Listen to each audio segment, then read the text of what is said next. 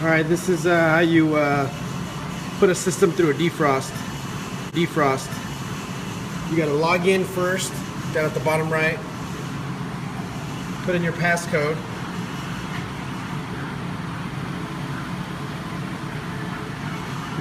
After you put in your passcode, you go ahead and hit F3, which is down here, F3.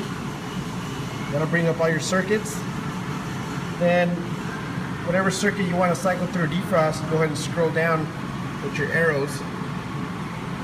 And let's say I'll do the fish box, which is circuit C2. Press enter, pops up. Once you press enter on the circuit, you could go ahead and press enter one more time, and that'll bring up a setup, detail status, or a manual defrost.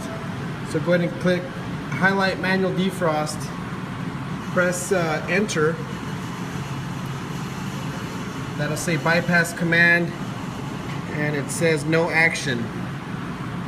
So to put it through a defrost, you go down here where it says F4, look up, go ahead and press F4.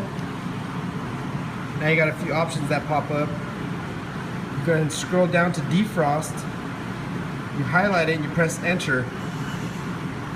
Press enter again, and there you have it. Fish box. It's a pump down mode, and it'll go into defrost by itself, and it'll come out of defrost by itself. So that's how you cycle something through a defrost. Okay, now if you want to override a compressor, if you want to pump something down and you want to get the suction pressure lower, you go to F1 from your home screen. Right down here it says suction. F1. That brings up your compressors. Right now it's calling for all of them to be on because I shut the rack off. But anyways, you could highlight it. Highlight whichever compressor you'd like to override on. For instance, let's say compressor number 3. You press enter, and a few options come up. You go to number 3, which is override. Enter on override, and then right there it says in override, it says no.